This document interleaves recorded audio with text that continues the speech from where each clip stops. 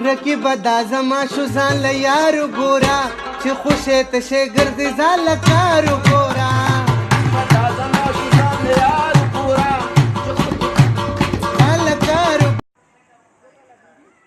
ته ما پیژنې؟ نه. زما پلار پیژنې؟ نه. زما تره پیژنې؟ نه زه تاړو د سره پیژنم نو. بارې بیا تې راکه یو چونډی نسوار.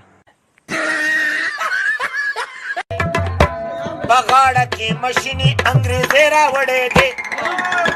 جانان را پسې نن 75 راوړې دي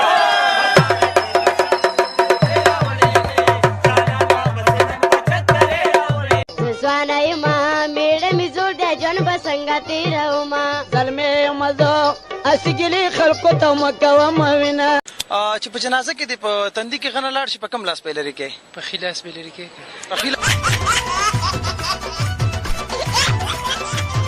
دا راته وایي بچو چې مینار پاکستان چا جوړ کړی؟ ولی استاد چې صحیح نه دی جوړ کړی که څنګه؟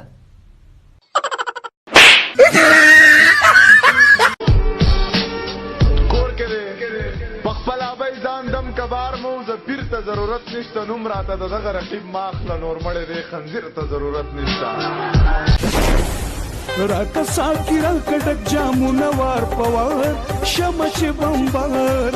په نوي رنګ کې په خپله د مستي ووینې نن به زما دا لوفري ووینې ها نو واده دې کړی ها مبارکه شه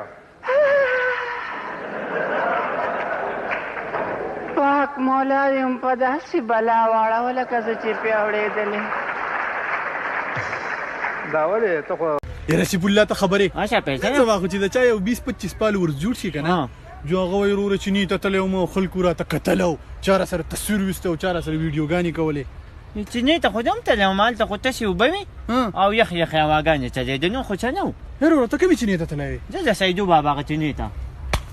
هغه پیزارو جامو والا چینه ته یادوم په کمې کې چې شاپینګ خلک کوي ها هغې ته هغې کې مونږ څوک نه پېژنې رقیبه په میدان کې داسې نیغ نیغ راته مه ګوره دباسې ګپ لګې او ما په تخته کړې هسې ما ویل ستا به څومره بینک بیلنس شي؟ ما سره ډېر دولت دی خو څه وکړمه کله رانه جاپان والا غواړي او کله رانه امریکې والا غواړي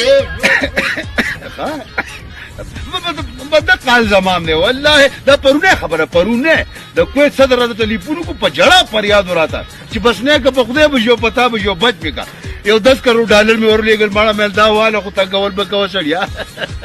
10 کروڑ ډالر او کنه الته کې حالات نن سبا ډیر زیات خراب دي اوس الته تین نه روزي مالګي نه وبروزي